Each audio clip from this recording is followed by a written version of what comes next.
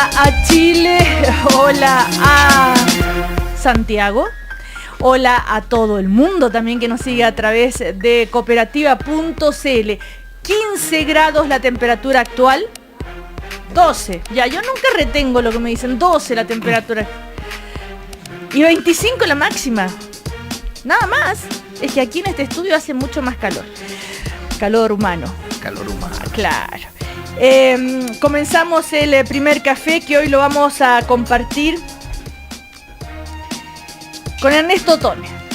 Ernesto Tone, guanderino, director de la Cátedra de Globalización y Democracia de la Universidad Diego Portales, doctor en Ciencias Políticas de la Universidad de París, políticamente y no milita en ningún partido, pero sí es un hombre de centro izquierda, podríamos decir, ex asesor del presidente Ricardo Lagos Escobar. Digo todo esto porque me piden que deje de decir títulos solamente académicos, que sino que también identifique políticamente a nuestros panelistas en general, no solamente a ti. Por Dios. A todos, para saber desde dónde se opina. Desde el fondo de la tabla. Claro. Oiga, no, yo no quería decir nada, pero se echó el agua solo. Lleva con, no sé, un récord Wander de partidos, 9 sin ganar. Pero como bien dice Ernesto Tone, están acostumbrados. Tienen una resiliencia, tienen una dignidad a prueba de... Siamo nati per soffrire. Siamo nati per... No, está como... para sufrir. Oye, hay una iglesia que se llama Pare de Sufrir, que es una iglesia cristiana. Así es. Bueno, estamos también con Patricio Zapata, que es abogado constitucionalista, que es decano de la Facultad de Derecho de la Universidad de las Américas, que es presidente del Centro de Democracia y Comunidad, y también vamos a identificarlo, es un demócrata cristiano de la línea que votó, ¿no es cierto?, por Pizarro en las últimas elecciones internas. ¿Cómo está, señor Patricio Zapata? De la Unión Española, que sí ganó, pero que parece que ya no vale de nada ganar o perder, porque total, Cobreloa ya prácticamente es campeón, pero bueno. No, Cobresal. Cobreloa está al descenso. Sí. Cobresal es el prácticamente, bueno, me confundo. Fue un lapso, Cobreloa, ya, perdón, ya. Que es una de las cosas más bonitas que está pasando en el fútbol, que Cobresal vaya primero. Con todo el desastre del norte. Claro, una alegría para el norte. ¿Cómo estás, Patricio? Bien, Cecilia, muy bien. Saque la voz, pues. No, sí. Ya no puede sacar la voz, pero la Unión Española te... ¿Sabes qué? Hay algunos auditores que valoran que yo tenga esta timidez. ¿Timidez? Y que tenga que sacarme las palabras. Sí, me han dicho. ¿Timidez? ¿Y dónde? No lo conocen. ¿Qué tipo más vanidoso? Oiga, ahora está cachetoneándose por su timidez. Claro. Oye, hay uno de la Unión Española que yo le dije, chuta, ganaron, pero tan no sé, quinto, sexto. Y dice, momento, que nos estamos jugando un cupo para la Sudamericana y no sé. Exactamente. Y que nosotros ya lo tenemos, el Wander.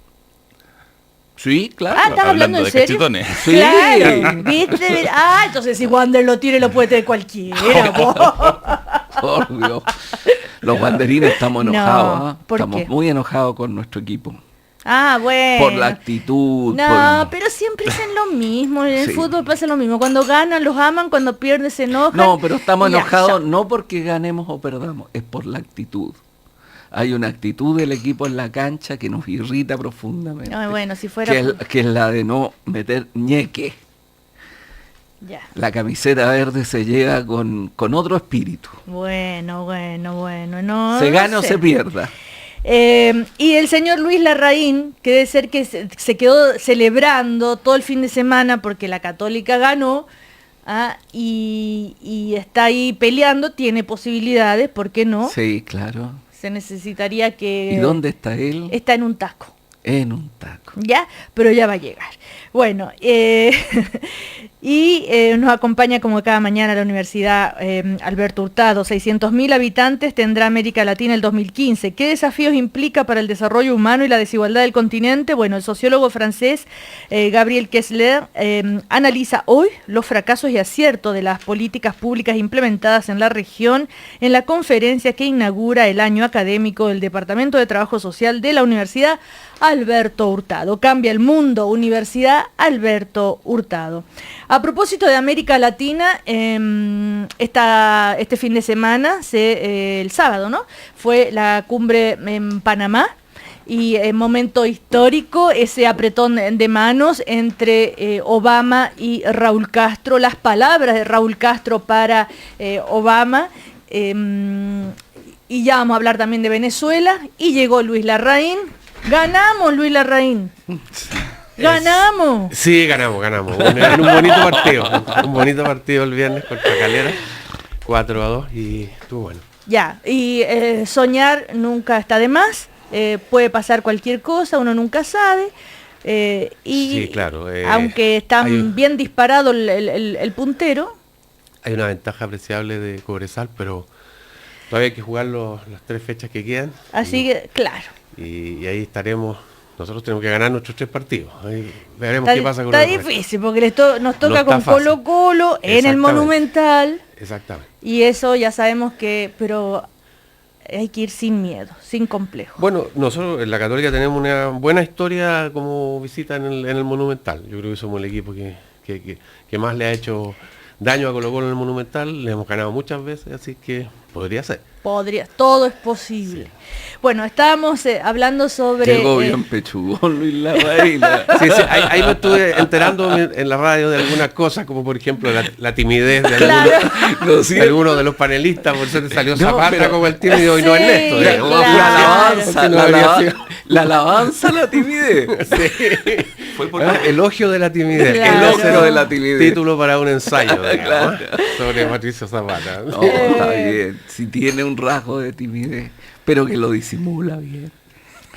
A todo esto me enteré que hay un panelista de los cafés que tiene un nuevo cargo muy importante como secretario general de la UDI. Pero claro, somos un semillero nosotros en el primer café. Guillermo Ramírez, secretario general de la UDI, que es nuestro panelista de los miércoles. Así que ya vamos a hablar de eso también. Somos todos jóvenes promesa. Claro, hay semilla y semilla.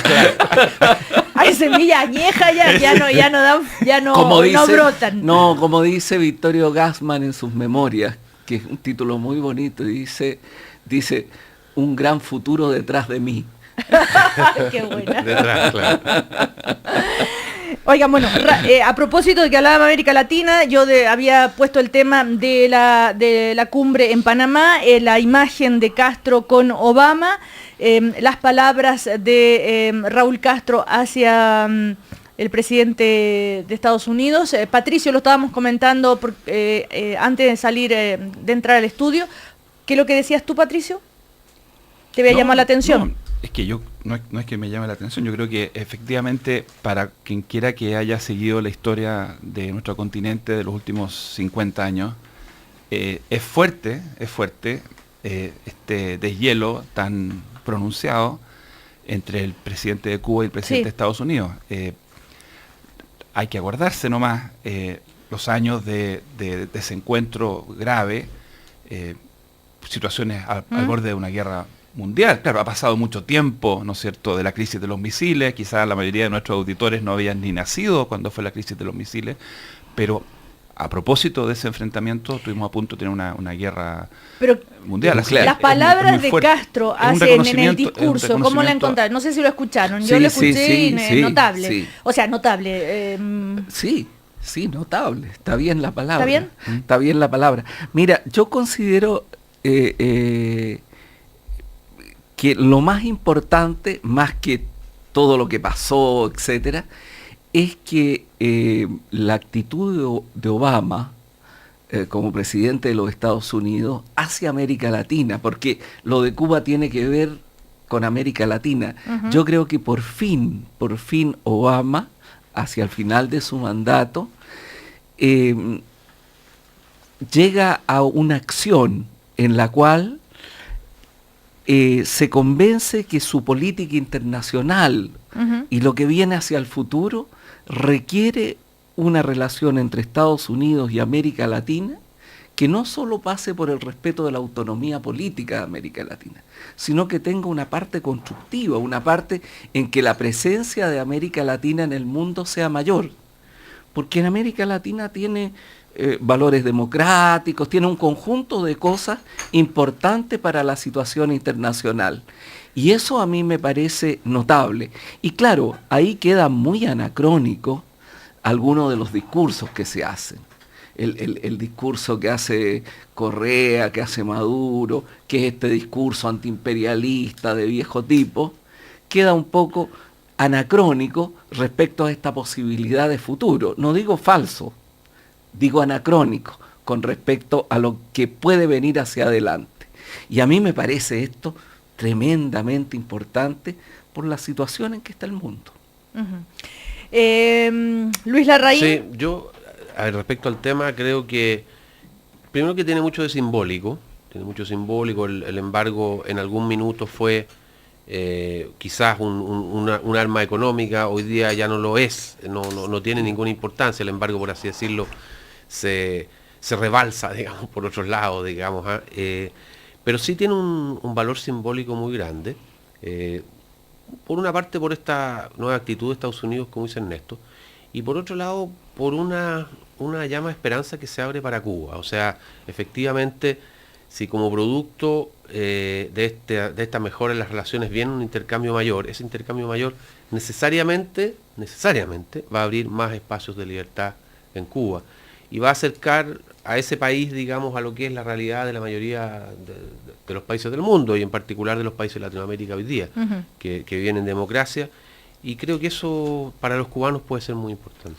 El otro tema interesante, más que interesante, es, bueno, no sé si, perdón Patricio, te interrumpí, era para comentar lo de la entrevista en el diario Cooperativa de la esposa de Leopoldo López, que está preso en Venezuela, Lilian Tintori, que dice que en Venezuela no hay Estado de Derecho, que hace una descripción de cómo es tratado su marido en la cárcel, y habla del gobierno de Maduro como una dictadura.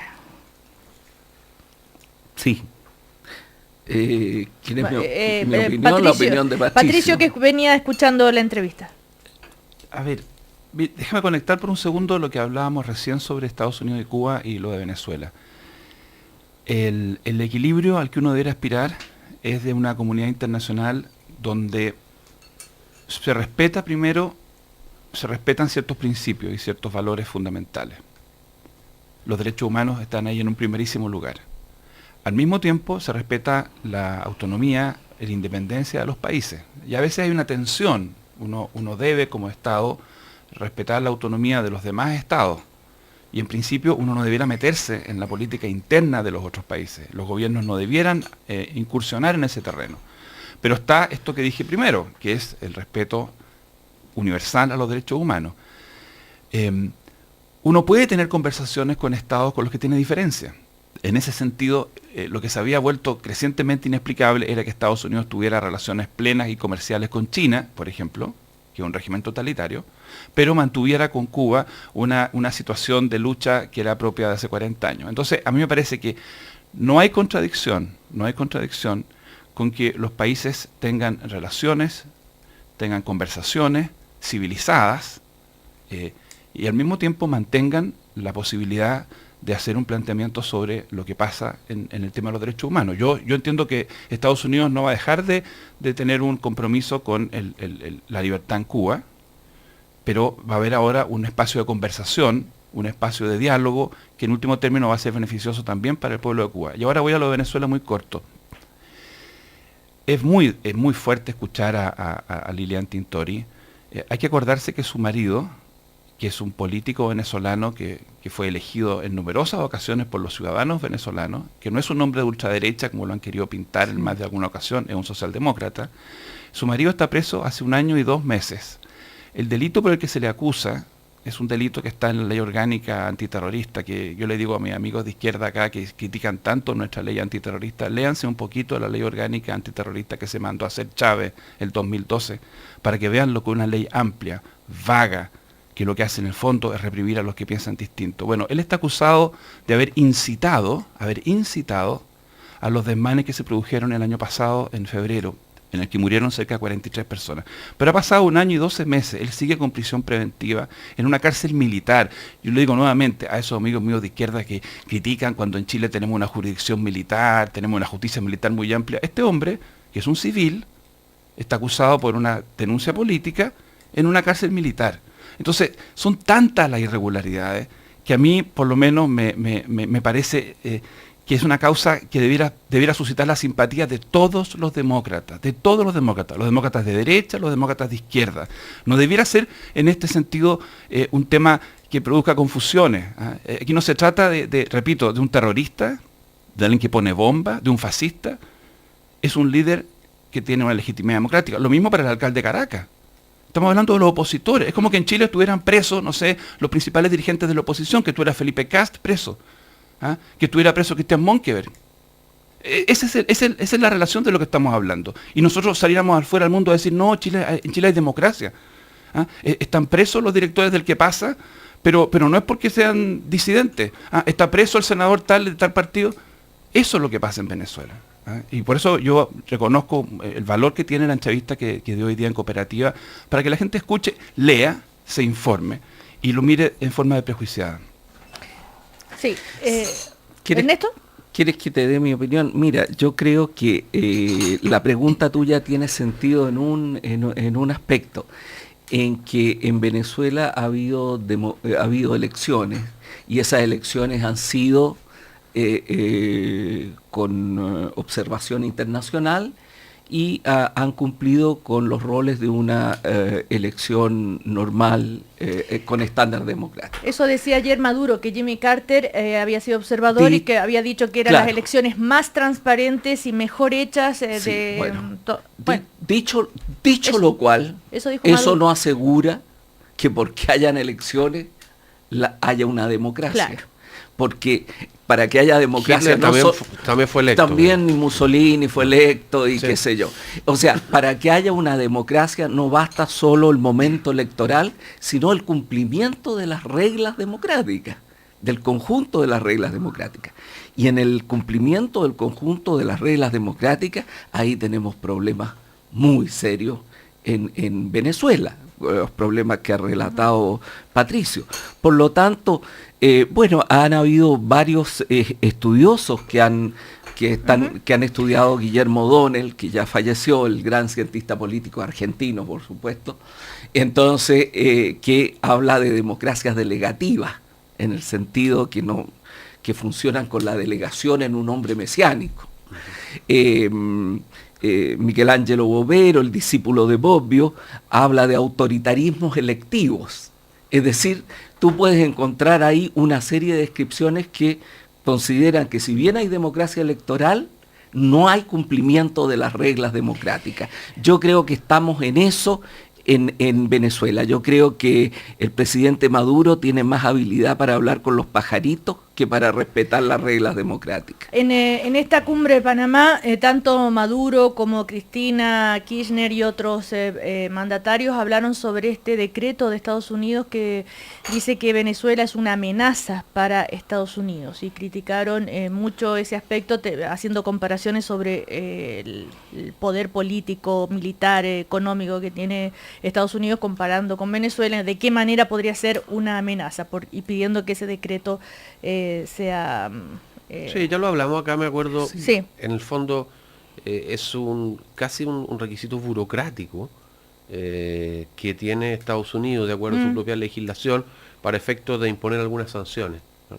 Entonces, para imponer las sanciones tiene que hacer esa declaración, que la verdad es que si uno lo juzga a partir del sentido común, parece no tener mucho sentido común de que Venezuela sea efectivamente una amenaza, digamos, para los Estados Unidos, digamos, ¿eh? Claro, yo creo que desde el punto de vista de la seguridad de los Estados Unidos, sus problemas están en otra parte, no están en América Latina.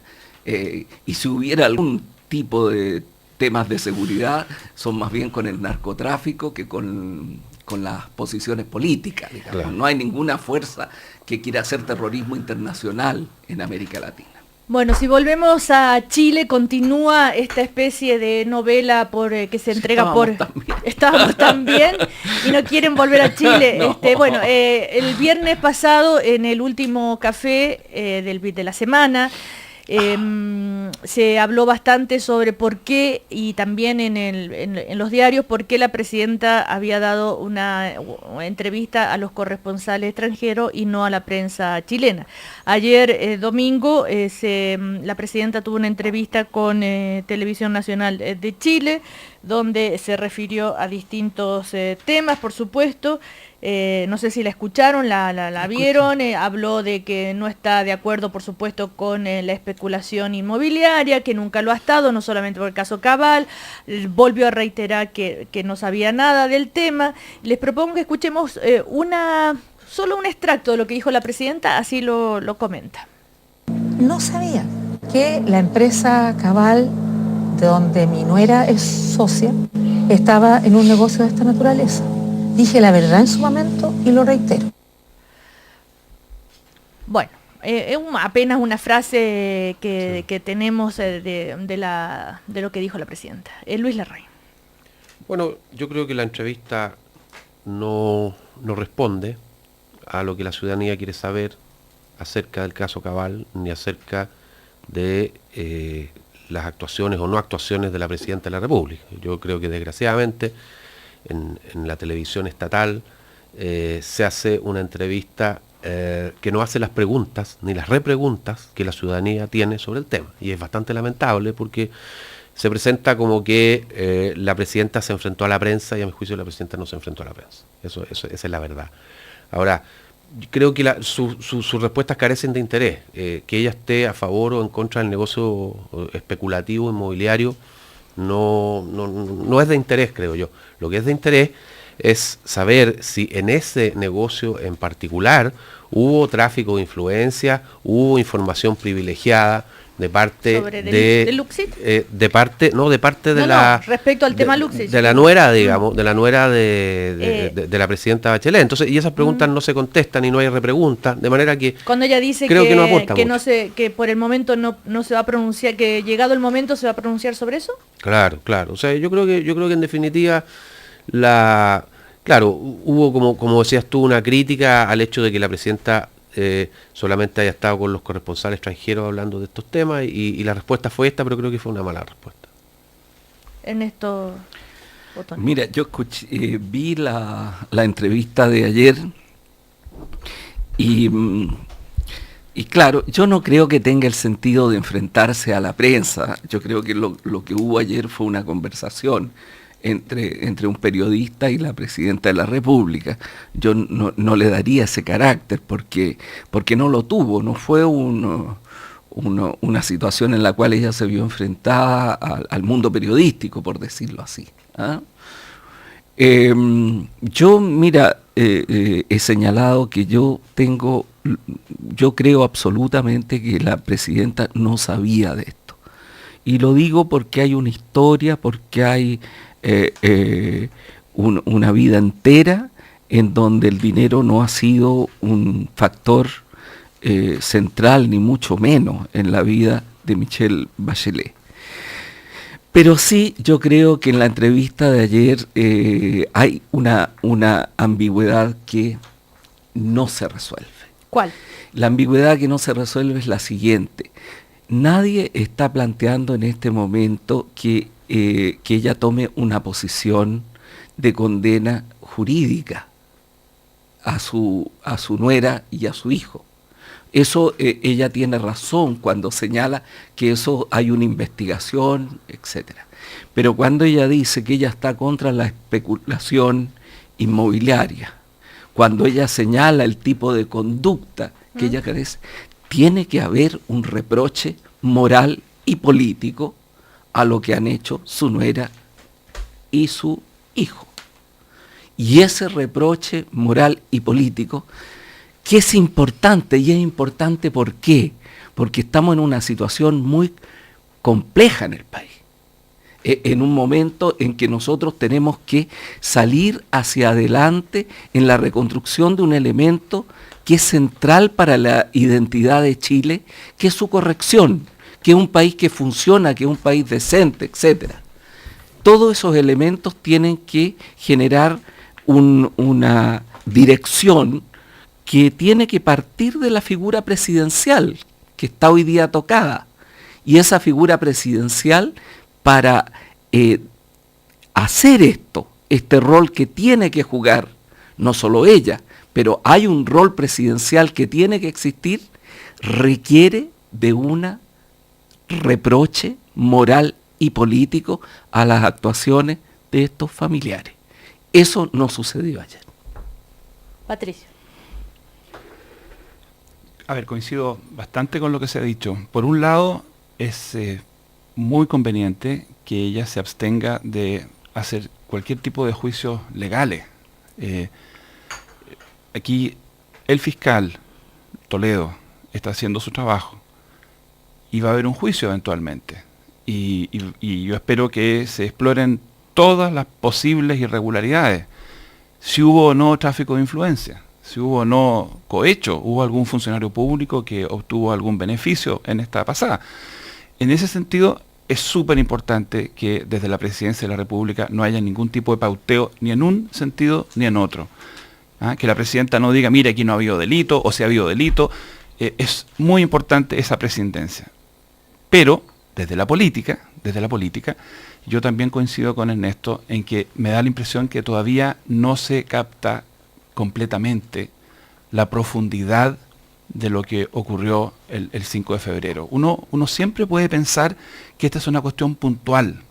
Yo no podría encontrar elementos para decir, a ver, pero si esto es un negocio, esto es un negocio en Machalí, es una persona que tenía una empresa, su marido estaba en La Moneda, pero ad honorem. Uno siempre puede tratar de acotar esto y decir que es mucho más grave lo que pasa, por ejemplo, cuando tiene uno un conglomerado empresarial que se dedica durante años a dar millones y millones y millones de dólares a la política. Uno siempre puede hacer ese ejercicio, pero aquí lo que hay que hacer es tratar de entender la reacción ciudadana que se ha producido.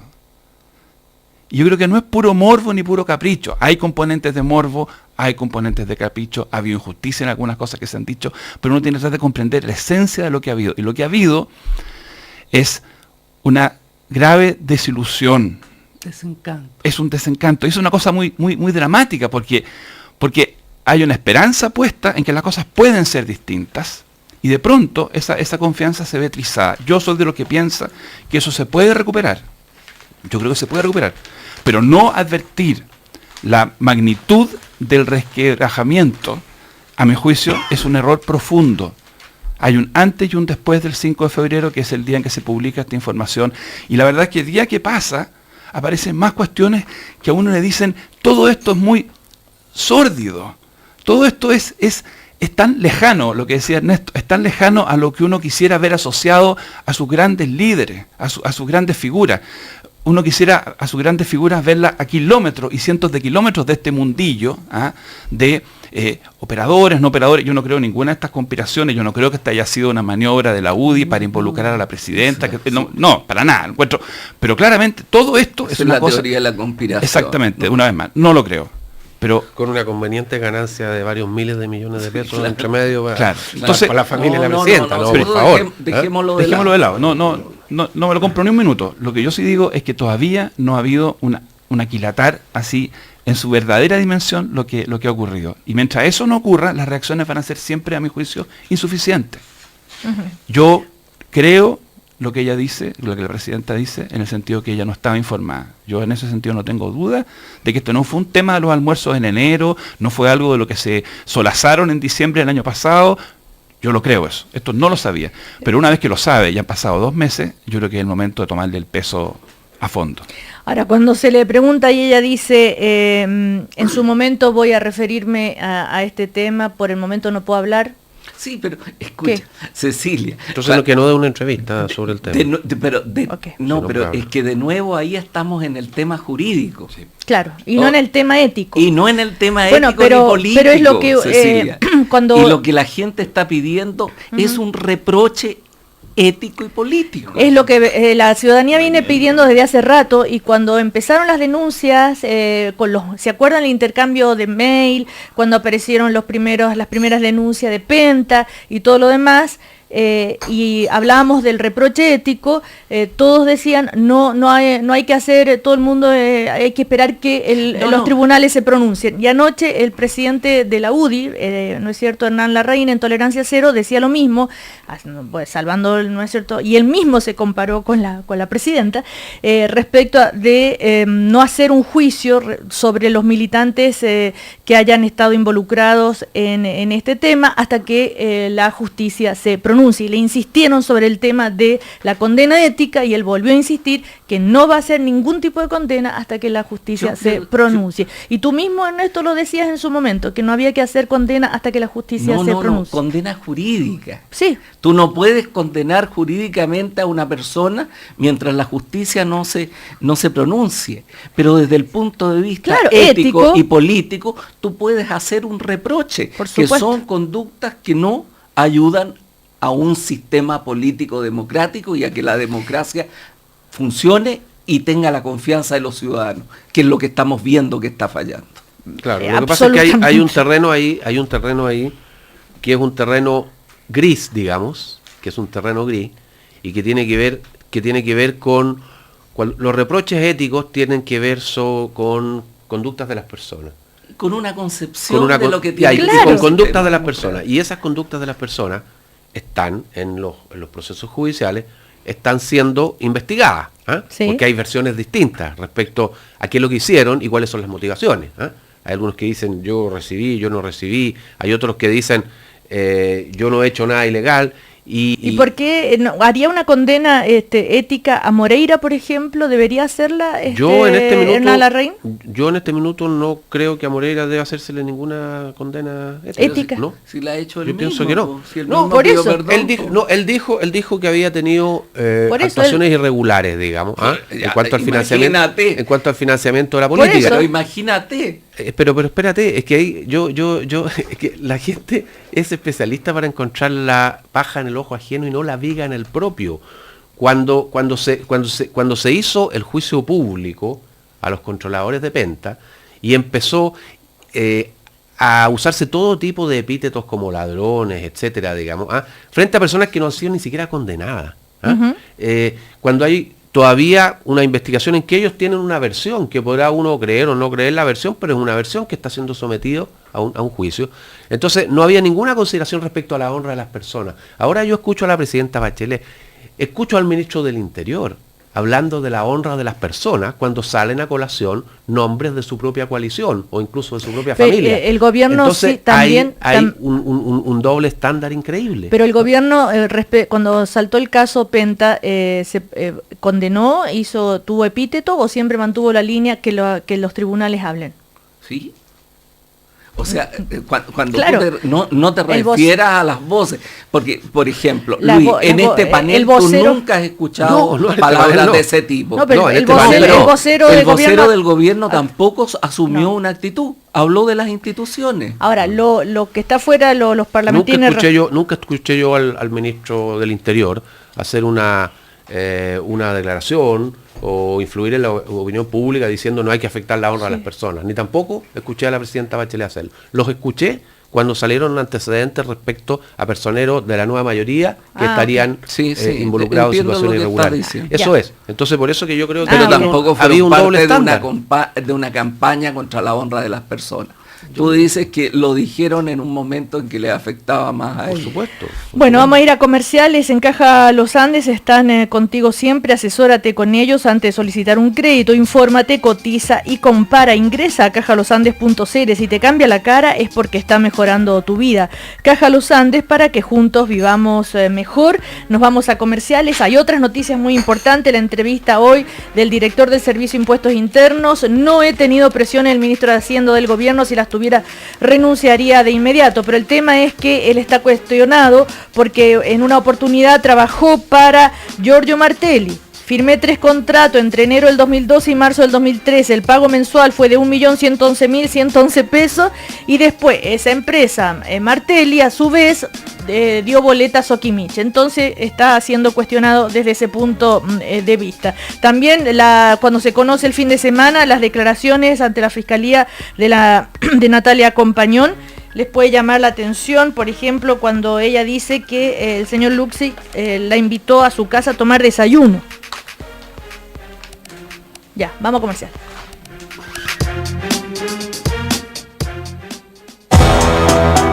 En el 2050, la población urbana crecerá en 3.000 millones de personas. ¿Qué clase de ciudades crearemos? Cambia el mundo. Universidad Alberto Hurtado. Felicidad es disfrutar siempre sin preocuparte la felicidad. Estar tranquilo con tu familia, la felicidad. En Caja Los Andes sabemos que pedir un crédito no es una decisión fácil. Por eso te apoyamos en todo momento para que lo hagas de manera responsable y con el CAE más conveniente. Infórmate, cotiza y compara. Conoce nuestro crédito social en cajalosandes.cl. Si te cambia la cara, es porque está mejorando tu vida. Caja Los Andes, para que juntos vivamos mejor. El acceso en línea a la información mejora la gestión de los gobiernos y el desarrollo de los países. ¿Cómo preservar el valor ciudadano de Internet? Cambia el mundo. Universidad Alberto Hurtado. Estamos junto a ti.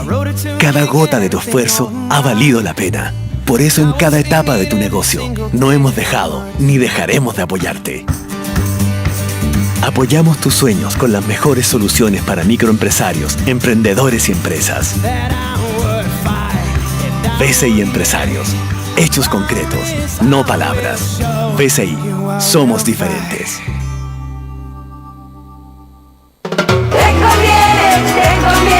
Te conviene Santa Isabel. Me conviene porque mis 60 acá cuentan.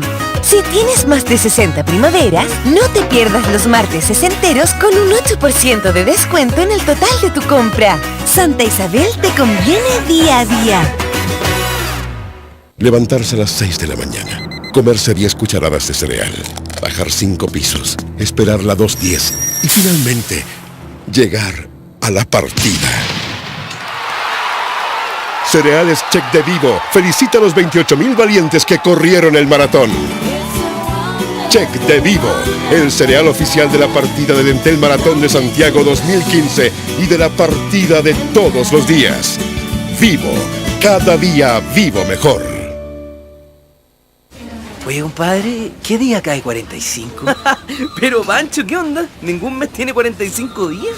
Se me ha hecho eterno. Si el mes se te hace eterno, haz tu avance en cuotas por hasta 500 lucas con tus tarjetas de crédito Banefe. Solicita tu avance en cualquiera de nuestras sucursales con tu ejecutivo Banefe y llega tranquilo a fin de mes. Infórmate más en banefe.cl.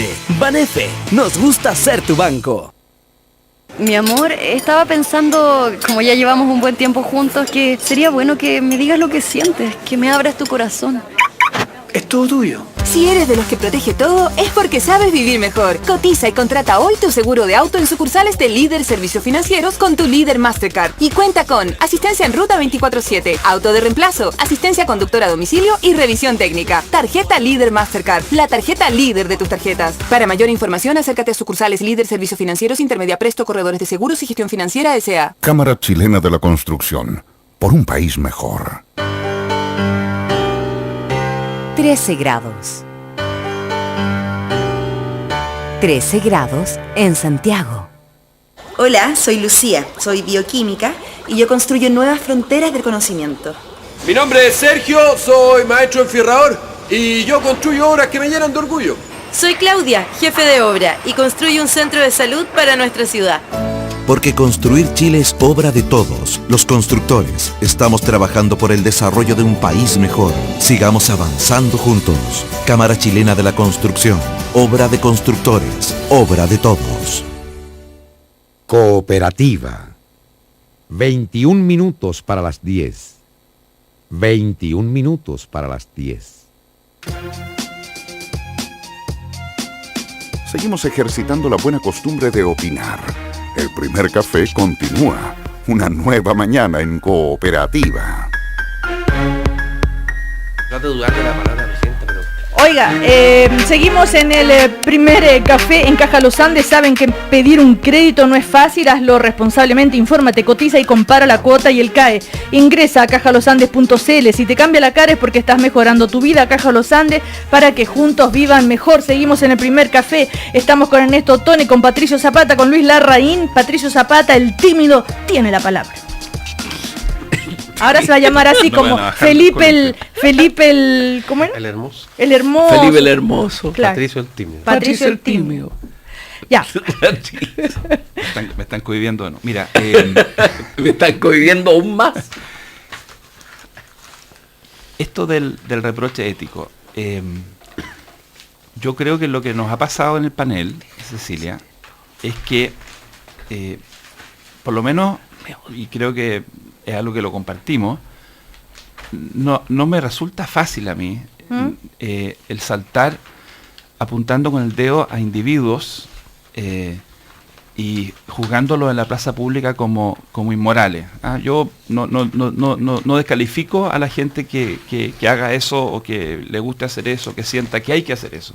No es algo que me nazca.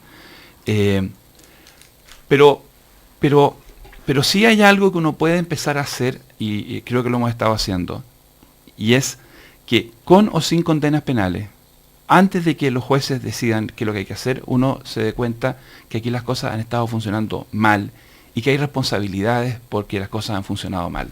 Y en ese sentido, el documento que firmaron la semana pasada varios partidos políticos, yo entendí que era una autocrítica. Cuando alguien hace una autocrítica, alguien reconoce que algo está mal y que se pudo haber hecho mejor y distinto. O sea, pongámosle o no pongámosle la palabra ética, pero aquí durante los últimos 10 años hemos tenido varias elecciones para alcaldes, para diputados, para senadores y para presidente, y hemos estado eligiendo candidatos, han ganado candidatos, candidatas, con un conjunto de dineros que no se transparentaban, que no se declaraban, seguramente transgrediendo lo que la ley dice que es el límite superior de gasto. Entonces, que la gente que ha participado en eso, de todos los colores políticos, mire hacia atrás y diga, en realidad, nunca debimos haber aceptado que esto ocurriera. Fue una falla, fue una debilidad nuestra, habernos dejado arrastrar en una forma de hacer política o de relacionarnos con los empresarios que es mala para el país, es malo para los propios políticos. ¿Cómo no va a ser malo que tengan que estar recorriendo, ¿no es cierto? Lo que decía Marco Enrique Minami, que el lugar donde iba, él pasaba el platillo. ¿Cómo no va a ser malo que nuestros políticos, todos los políticos, tengan que estar sometidos a la humillación? Claro. Déjame decirlo, Cecilia, de tener que estar buscando platas que después no se declaran, que no se dicen. Entonces, la idea de que antes que tengamos condenas, si es que hay condenas, uno ya puede hacer un juicio de crítica. Esa idea está instalada. Y más que la crítica hacia los demás, los catones a mí no me gustan, los que están siempre pontificando, apuntando al otro, porque eso además huele oportunismo político, a mí me parece bien la autocrítica. Y el documento de la semana pasada, que a mucha gente le parece que no, a mí me parece que tiene un gran valor, porque los partidos reconocen un fracaso de ellos. Ellos debieron haber modificado la ley electoral hace 10 años atrás. Ellos debieron haber visto las consecuencias que esto iba a arrastrar. Y eso es el paso número 1 antes de la corrección. Antes de la corrección está la autocrítica. Y por lo menos ya dimos ese primer paso. Sí. Luis Larraín. Yo quiero decir de que creo que en este debate hay mucha hipocresía. Es un hecho de la causa que antes del año 2004, cuando se promulga la ley de financiamiento a la política, toda la política se financiaba de la manera que hoy día estamos repudiando y reprochando, a través de aportes privados de empresas o personas que recibían a cambio una boleta o algún otro documento para ponerlo en su contabilidad. Entonces, esto que hoy día aparece como escándalo y vamos a hacer un reproche ético a este señor, a este otro y todo lo demás, lo hacían todos los políticos sin excepción, desde el año 2004 hacia atrás, porque no había ley de financiamiento de la política. El año 2004 hay una ley de financiamiento de la política y descubrimos ahora, y probablemente era presumible que iba a ser así porque uno miraba el gasto electoral y se daba cuenta de que había mucho gasto electoral, que muchos transgredieron los límites que establecía esa ley de financiamiento para los partidos, continuando con este tipo de conducta, y eso es lo que estamos viendo hoy día. Pero entonces, creo que cuando uno hace reproches éticos, hay que distinguir comportamientos morales con una especie de moralina que empieza a juzgar a los demás y a decir, qué terrible lo que hacían, qué sé yo, y todo lo demás. Cuando la verdad es que todos lo hacían. Entonces, creo que uno tiene que tener cuidado, así como en materia, yo por lo menos en lo personal, en materias de moral sexual, digamos, soy cuidadoso con los reproches estos a la bandada, que se tiran, y con esas posiciones que condenan a las personas porque tienen tal o cual comportamiento, también lo tengo respecto a comportamientos en este ámbito. De manera que yo creo que hay que ser cuidadoso. Y creo que no se ha tenido ese cuidado en el debate que tenemos hoy día. Solo lo que vaya a decir, y además, por favor, hay una diferencia. Todos los políticos, y antes, ¿no es cierto?, la ley no existía, después del 2004 sí, en fin, y todos tenían que la humillación de ir a pasar el platillo, etcétera, etcétera. Ese es el comportamiento de los políticos. ¿Y el comportamiento de los que evaden impuestos, que son los que pasan la plata? Ernesto. Mira, yo estoy de acuerdo en parte de lo que dice Luis, en el sentido que esto era una selva respecto al financiamiento, después se establecieron normas, pero esas normas fueron sobrepasadas, tenían aspectos que finalmente tuvieron un desarrollo perverso. Y este es un tema sistémico y yo en ese sentido no estoy por la moralina que dice él. A mí una cosa que me llama la atención es que aparecen determinados políticos que proclaman el oprobio sobre sus colegas, hasta que caen ellos. Claro. El caso de Meo con Sokimich. Entonces aparecía diciendo cómo es posible y todo esto, hasta que también él, fíjate Cecilia, también él iba ahí, qué sé yo. Él fue a hablar del litio. Sí, fue a hablar del litio, claro, fue a hablar del litio. Y al final le pidió plata como lo hace cada vez que está en reunión. Estupendo. Eso es lo que dijo. Cada vez que está en reunión pide plata. O sea, es lo mismo. No vengamos con lecera. ¿No le prestaron? No vengamos con lecera. Es lo mismo. O sea, aquí van cayendo y otros van a caer y qué sé yo. Entonces, no se trata de la moralina. Lo que yo estoy señalando es que aquí hay un problema sistémico. Hablábamos de la von Baer. Y no puede ser posible que una persona que ha sido elegida senadora de la República, olvidemos lo de la mentira y qué sé yo, le escriba esa carta humillante al señor Delano, en que le dice, mira, tú que eres tan buena gente, qué sé yo, me quedé con una deuda. No está bien. Está bien, pero eso oye, no tiene que antes Patricio, antes Patricio decía los pobres políticos que tenían que pasar el platillo y humillarse, pero si yo estoy eran pobres. Luis, y ahora es inaceptable. Luis, no es inaceptable. Te digo, por favor, Luis, tengamos un poquito más de equilibrio. Luis, no estoy diciendo eso, no la agarrís conmigo porque estás enojado porque le han dado a la Elena von Baer. A mí me parece insólito todo esto y lo quiero decir acá. Pero Luis, insólito la manera como se ha atacado a Elena von Baer. Bueno, ya, de acuerdo, pero yo por una cuestión menor respecto a todo. Yo nunca he atacado a la Elena von Baer. El problema es el siguiente, que a mí me parece humillante esa carta. No creo que la política deba ser financiada de esa manera. Por eso que tenemos que cambiar el sistema en su conjunto, de tal manera que esas situaciones no se produzcan en el futuro. Y cuando yo hablo de reproche ético, frente a la necesidad que yo creo tiene la presidenta de hacer un reproche ético, también tiene que ver con dónde está cada uno. Luis me decía hace un ratito, decía, a mí no me molesta la especulación financiera, ni me molesta la especulación de los terrenos. Inmobiliario, sí, siempre que no sea con información privilegiada. Por supuesto, usando, por eso, digamos. A mí me molesta. O sea, yo tengo una posición y una visión sobre la economía de mercado que es diferente a la tuya, pero el problema es que la presidenta Bachelet también la tiene. Entonces, yo no puedo meterme en un negocio de especulación inmobiliaria y por eso hay un reproche ético, que a lo mejor a una persona que es partidaria de la especulación inmobiliaria no se le puede hacer ese reproche. Ernesto Tone, un segundo, solo informar que murió Eduardo Galeano, el escritor, de la misma manera que esta mañana supimos la muerte de Günter Grass, y decir que esto es una información que se acaba de conocer. Eduardo Galeano, escritor uruguayo, recordemos sus libros más conocidos, el más conocido, Las venas abiertas de América Latina, un escritor de izquierda. Vamos a estar dando más información, pero hasta ahora ya está confirmado, entonces murió en Uruguay, en Montevideo, en su ciudad natal, a los 74 años, también periodista, y que ha escrito como más de 100 libros. Y crónicas. Bueno, en fin, esa es una noticia que ya la vamos a ir ampliando, la muerte entonces de Galeano, que ha sido muy influyente en la época de los 70, en la época revolucionaria, en la época del izquierdismo. Él siempre abanderado en esa causa hasta sus últimos días, ¿ah? Pero volviendo a lo que estabas diciendo, o sea, si tú estás en contra de la especulación inmobiliaria, no puedes hacer eso porque ahí hay un reproche ético. Hay un reproche ético si tú estuviste en contra de la apropiación de los bienes del país, de la manera en que lo hizo Ponce Lerú, que personas que están en contra de eso vayan a pedirle plata a Soquimich, o que trabajen y asesoren a Soquimich siendo personas que están políticamente y de sus convicciones en contra. Patricio Zapata, Luis Larraín, Ernesto Tonio. A ver, pero mira, ¿qué es lo que hemos estado tratando, yo creo, de hacer en la última semana?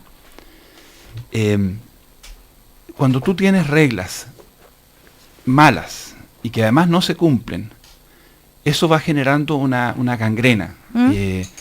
Y nuestra obsesión con las reglas no es una obsesión abogadil, no es que uno piense que porque cambia la ley van a mejorar las naturalezas humanas o se va a transformar el país en un paraíso. No somos así de torpe. Pero sí sabemos, yo lo sé, que si tú tienes malas reglas y tienes incentivos perversos, tú vas a empezar a tener conducta. No te puedes sorprender de que tengas conducta socialmente inadecuada. Entonces, nuestra preocupación constante para decir, mira, más que dedicarnos en el programa a apuntar con el dedo a este o a este otro individuo, repito, si alguien quiere hacer eso, ojalá que lo haga con respeto y no se dé el festinamiento que se han dado en algunos espacios, pero si alguien quiere hacer eso, que lo haga. A mí lo que me nace es preguntarme, bueno, así como yo sentía que el sistema electoral binominal tenía efectos perversos sobre la política y que la estaba gangrenando, había que reformarlo. Así como uno piensa que en materia de ISAPRE hay efectos, uno tiene esa tendencia. Nosotros hemos estado una y otra vez insistiendo, aquí teníamos una manera de relacionar el dinero con la política inconveniente. Y no nos sorprendamos si personas distintas, personas más buenas, menos buenas, más santas, menos santas, cayeron en estas conductas. Ahora, una última cosa. Eso no quita, Cecilia, que yo te conceda el punto de que no todo es reglas y que uno debiera aspirar a que en política también hubieran virtudes. Pero yo creo que ese fin se promueve más destacando a la gente que encarna esas virtudes que haciendo de la política un espacio para descuerar a los que supuestamente no los tendrían. Si tú me invitas a hablar de virtud y política, yo te diría, hablemos un día de Bernardo Leighton. Hablemos de personas que han hecho en Chile un testimonio. Hablemos de gente austera, gente que no ha robado. Pero si tú me dices, hablemos de virtud ética y política, y nos dedicamos a sacarle la mugre a este señor, a esta señora, y nos refosilamos en eso, y nos hacemos un picnic. Pero son ustedes los que estaban hablando de ese tema. No, por eso digo, pero es decir, en el fondo hay una manera. No niego que el tema de la virtud sea importante, no lo niego para nada. Tenemos un enfoque sistémico, aquí hay un sistema que no funciona, por eso yo le decía a Luis, mi problema no es con la Fonbaer ni con Perico de los Palotes. El problema es que hay un sistema que no funciona, ese sistema tiene que ser reformado y no hay que dejar a la política en manos del dinero. Bueno, yo tengo una posición que creo que lo expresaba antes acá, la expresé en una columna que escribí el sábado en el diario El Mercurio. Crisis y liderazgo se titula. Yo creo que aquí tenemos dos problemas globales cuando jugamos esto. Lo primero es la tendencia a dividir entre buenos y malos a la gente y a la política.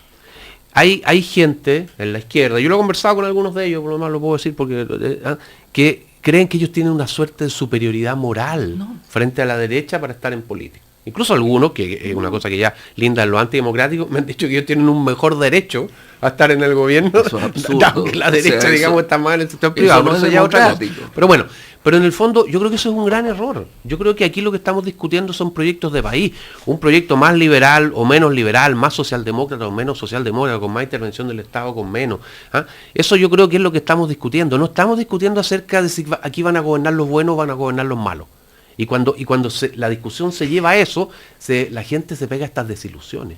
Pero cuando se lleva a la consecuencia o bueno y los malos, entonces de inconsecuencia, repente resulta que los buenos no eran tan buenos porque mira las pillerías que están haciendo. ¿Ah? Entonces ahí caemos en eso. Y yo creo que la otra cosa, que yo sé que en esto estoy un poco más solo, pero bueno, uno siempre tiene que es esta cosa de confiar en que los políticos nos van a arreglar todos los problemas. No.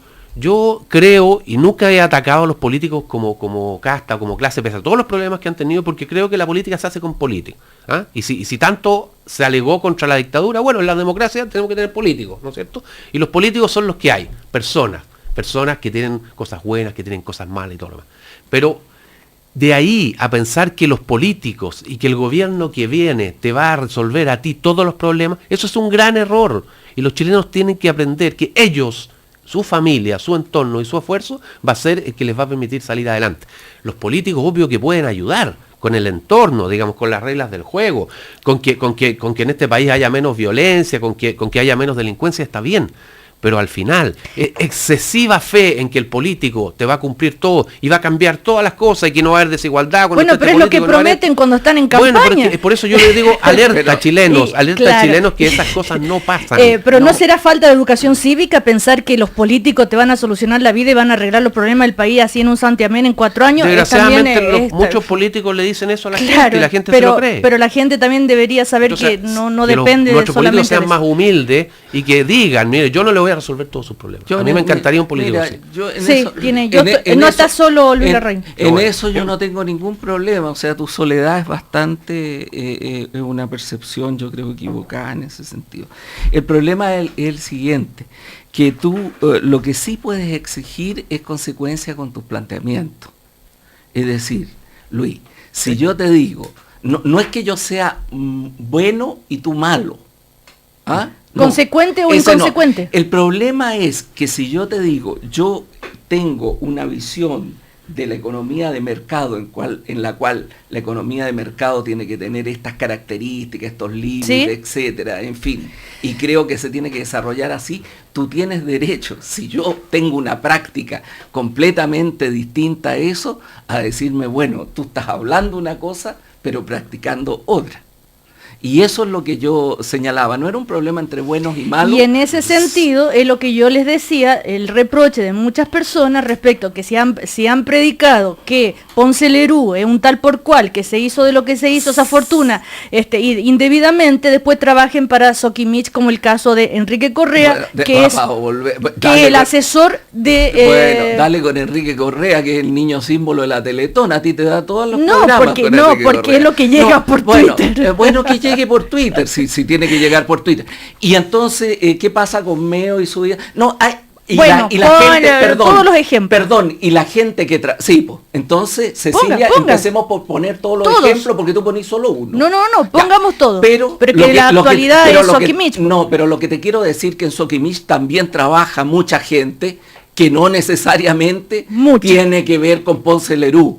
Es decir, tú no puedes condenar a una empresa por quien esté a su cabeza. Hubo muchas fortunas que se generaron a través de las privatizaciones, etcétera, y otras no. Entonces, cortémoslas con esto, porque esta es una visión completamente, es lo contrario de lo que estábamos hablando, es decir, es... poner que toda la gente que trabaja con Soquimich, que ha sido empleada de Soquimich, que ha sido consultora de Soquimich, lo que está haciendo es un acto ideológico. No es así, Cecilia. Oye, hay dos temas que se nos quitan. Y yo no tengo nada que ver con Soquimich. ¿Ah? No has dado boleta. No he dado boleta, no he dado nunca una boleta de ese tipo. Nos quedan 2 minutos. Jamás. Y no hemos hablado de Lloret, no hemos hablado del desayuno de De Llorat, digo, No, del pero- desayuno de la nuera de la presidenta con Andrónico Luksic. No es por correrme, Cecilia, pero tú diste recién una noticia y tenemos 2 minutos y simplemente decir, hay algo que tienen en común esos 2 escritores que fallecieron hoy día en la mañana. Son muy distintos en edades y en estilos. Günter Grass, ¿no es cierto?, premio Nobel en Alemania, y Eduardo Galeano, uruguayo. Pero hay una cosa que comparten. Ellos fueron siempre espíritus críticos. Ellos fueron conciencia crítica en sus sociedades. En Alemania, Günter Grass, a través de, yo me acuerdo haber leído El tambor de hojalata, ahí hay una mirada muy ácida respecto a lo que fue la vida alemana desde los años 30 hasta los años 50, un hombre cuestionador, Grass, un hombre a veces incomprendido, cuestionado, tuvo que irse de Alemania en algún momento, y Galeano, ¿no es cierto?, con un cuestionamiento. Uno puede no compartir algunos puntos de vista, pero uno dice, estas son personas que le hacen un bien a la sociedad porque nos obligan a repensar, nos obligan a cuestionarnos. Así que una pérdida, pero también una oportunidad para leerlos de nuevo y pensar. Absolutamente. Yo, una cosa muy breve, que desgraciadamente no contesta las preguntas tuyas, pero que creo que hay que decirlo. Hoy día se promulga una ley, que es el Acuerdo de Unión Civil, que creo que es una cosa que hace progresar a nuestro país, que hace mejor a nuestro país, y en que, perdona la referencia personal, en que hay un hijo mío que es el presidente de la Fundación Iguales, que tuvo una labor destacadísima. Y yo quiero rendirle un pequeño homenaje a él, porque creo que ellos han hecho una labor extraordinaria y han logrado en buena lid, hacer una reforma en nuestro país que creo que va a ser buena para nuestro futuro. Así que yo celebro la promulgación del Acuerdo de Unión Civil y la participación que tuvo la Fundación Iguales en eso. Yo tengo un desacuerdo con Luis. Yo no creo que sea pequeño el homenaje. Tiene que ser un gran homenaje por la forma como tu hijo ha llevado a cabo las cosas y ha jugado un papel realmente importante en un tema que yo lo llamo de civilización. Ahora, junto con esa fundación, digámoslo, funcionó el Parlamento que tanto criticamos a veces para que hubiera votos y hubiera voluntad. Y el móvil y todo lo demás. Sí, así que y parlamentarios, el esfuerzo de parlamentarios de gobierno y oposición. Bueno, decirles también que no sé si ya llegó, en unos minutitos más llega Sebastián Dávalo, la Fiscalía, a declarar. Para mañana nos quedará ya el tema de seguramente si cae o no cae el director de Impuestos Internos y todo lo demás. Cerrar con una frase justamente que hace poco me llegó de Galeano: la solidaridad es horizontal y de igual a igual. La caridad es vertical. Humilla al que la recibe y no altera las relaciones de poder. Una reflexión muy poco cristiana en todo caso. Sí, bueno, pero yo la caridad es una de las virtudes. Por eso, pero no altera las relaciones de poder. Interesante reflexión. No hay que elegir. Uno puede ser justo y además puede amar. Muy bien. Ernesto Tone, Patricio Zapata, Luis Larraín, que les vaya muy bien. Hasta la próxima semana. Hasta la próxima, Cecilia. Hasta la próxima. Hasta la próxima.